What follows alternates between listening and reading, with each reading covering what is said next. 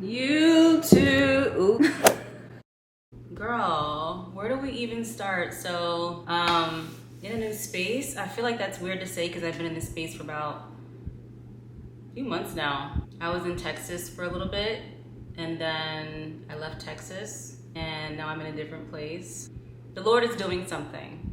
And so I'm just moving in obedience. That's where I'm at right now. And today is Mother's Day and I just felt compelled to, girl, I put some lip stuff on my lips and it's tingling. I got a sample from Sephora in my last order. It was like my birthday thing. Oh yeah, my birthday just passed. So I got like the birthday thing. It was like the Mario, what's the name of the brand by Mario? It came with like a lip liner and a lip.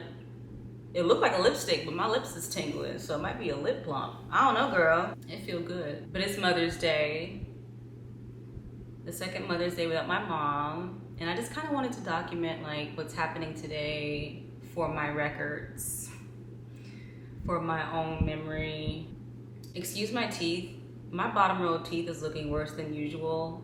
My teeth grinding has gotten out of hand, so girl, teeth are getting worked on. It's Mother's Day 2025. So last year, I was in Texas and it was harder last year. Mother's Day was much harder.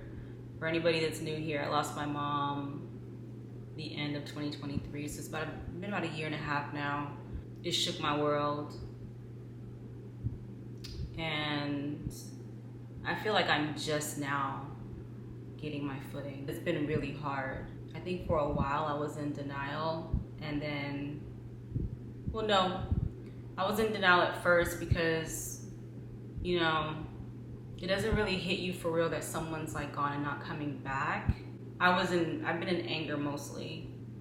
And I don't mean like, maybe, I don't know if anger is the right word. So what is this where you just kind of, because when I think about how my mom got sick and her getting sick, I want to be upset at her for like not taking care of herself better, not trying harder. But I could see also too how like she was just very tired and her heart was so broken. Like I don't even think she even wanted to fight anymore. So I had thoughts of like wishing that she had fought like to be here, which this is a selfish thought. I'm aware as I'm saying this out loud, like a selfish thought that wishing she like wanted to be here enough to like be here with me. But then I also know too, like I don't know what kind of pain she was in. And I can empathize with that, being someone with a chronic illness, like I have an autoimmune disease, and I feel like the people around me somehow seem to forget. And so I can sympathize and empathize because it's like, if you're not living in someone else's pain on a daily, you don't know what they're dealing with. So it's selfish to wish that she had done something with me not even being able to conceptualize the extent of the pain that she was in, emotionally, mentally, physically, like all the things. My mom was one of the most generous people that I've ever known. And people took advantage of that. She dealt with more in her life than she should have. And she grew tired. And then she grew sick and tired. And so I can understand. Kind of proud of myself for being able to articulate that without crying. But yeah, so Mother's Day 2024 was harder. I cried. I got dressed that day and took myself to lunch. And it's my Ring camera, let me mute this. So anyway, last year, it was I got to talk to the bartender about like, I didn't have alcohol last year either. I made a conscious decision to not have alcohol on Mother's Day. I went alcohol free May last year because I was so down bad. I was like, if I drank, I don't know what kind of oblivion I'm gonna drink myself into, so I didn't drink the entire month of May. But I got to sit down at a bar with a really nice bartender and talk a little bit about my mom. She let me cry a little bit, and I had the same thing. I ate the same thing last year that I had today, but at a different restaurant. So I had braised beef and roasted veggies and mashed potatoes. I like me a braised beef. And being an autoimmune anemia girly, the texture is perfect. get my iron, you know. I had the same thing today, but today the service was awful. And so, but what flipped it was the restaurant that I went to today was right next door to a Flower Child. And I was waiting in line because I wanted the Flower Child. They have this really good double chocolate walnut brownie that I really wanted. And so I was waiting in line, and one of the workers, like, they were like checking to see like what everybody was gonna order. And so I was last in line, and I was like, I just wanted to get a brownie. And so he went up to the front, grabbed a brownie, and he gave it to me. And I was gonna get my card. He was like, no, you're fine. He was like, go ahead. And I was like, are you sure? And he was like, yeah.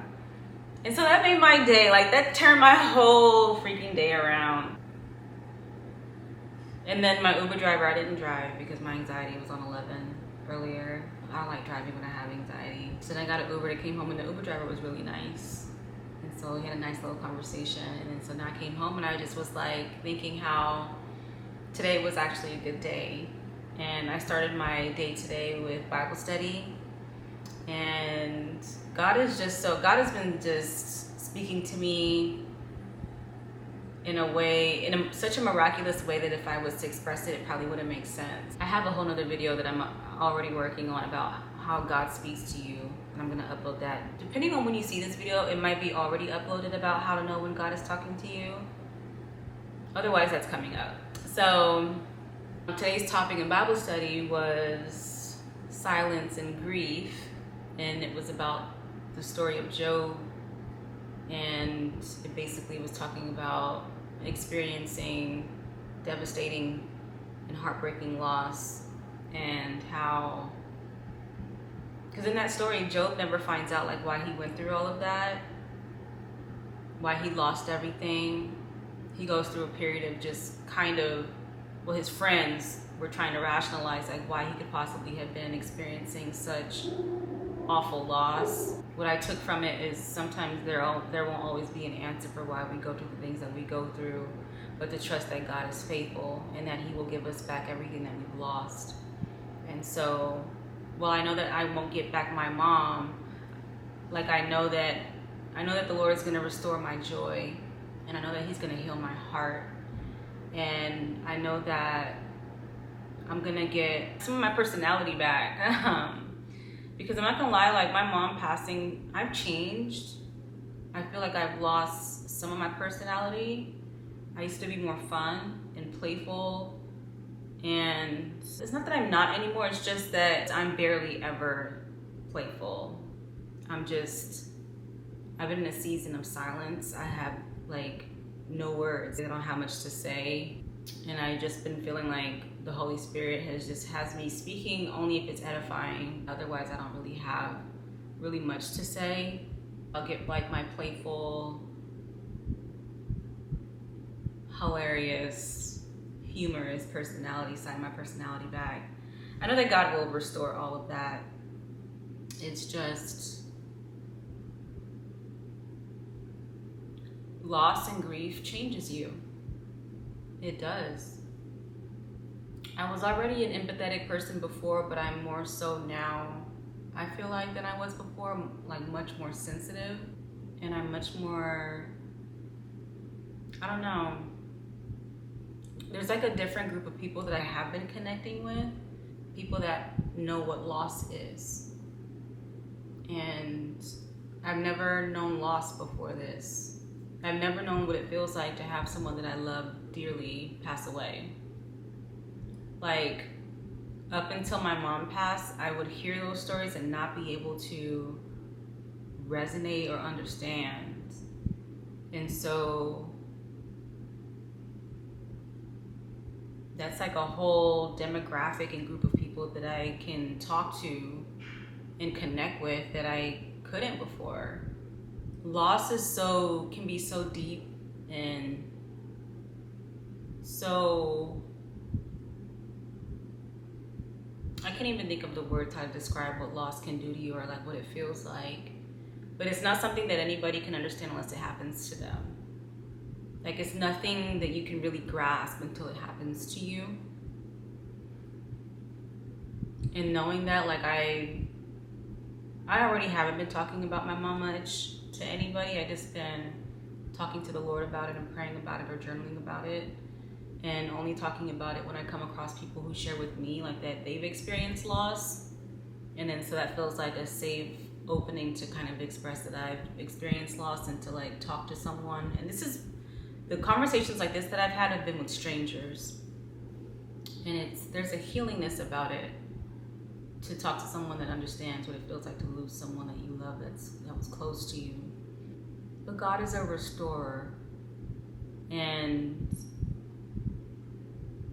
He's restoring me. He's healing me. He's healing my heart, and I feel like I'm tiptoeing kind of into like accepting that my mom, I miss her every day. I think about her every day, but I think that I'm tiptoeing into like where I'm accepting like that she's not gonna come back,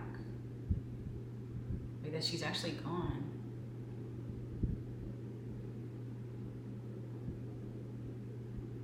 Well, I miss her every day. Every day I think about her.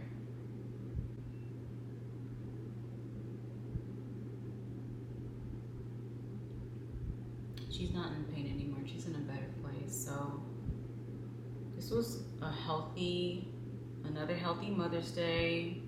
Her birthday's also in May. So May is a hard month. So now I'm gonna have my brownie. I'm probably gonna go outside and get some steps because I haven't been walking as much as I should be. I just really have been in the bed a lot lately, not even gonna hold you, like, and so I've been doing that, but I have enough energy today to go out and walk, and so I'm gonna do that. It's like 95 degrees already. Girl, happy Mother's Day to all the mothers. Hope that you guys are having a wonderful Mother's Day.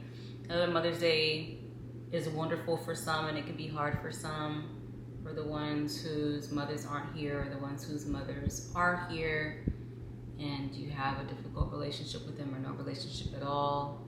And all the other scenarios that we can get into when it comes to, you know, parenthood and all of that. So I hope that you're doing okay wherever you are on this Mother's Day. Let's just put it like that. And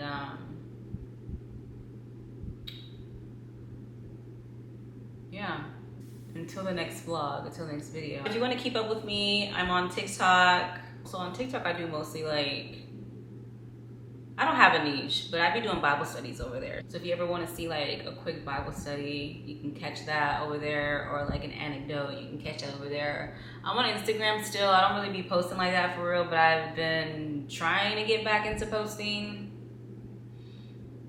you know, regardless of monitoring spirits. I've gone on a blocking spree. I think I blocked like over 1,000 people. Mostly people that watch my stories but don't interact with anything. I think it's weird. It's like stories is like real-time updates. So to be the first to see that or to watch that religiously and not interact with nothing, it's private right now. I don't know how long it's gonna be that way, but you're welcome to follow me there. Speaking of social media, like I'm curious to know like what platforms you guys are on majority of the time. Are you on TikTok more? Are you on IG more? Are you here on YouTube more? Just for some research to see. And which platform do you find yourself engaging on more? Are you the type of person that engages with people's content? Or are you just like a consumer? Like, do you just consume the content? I'm just curious to know like where all the activity is, like where you specifically, where you be on the internet. But anyway, I'm about to dig into this brownie. Happy Mother's Day, and I will see you guys in the next one.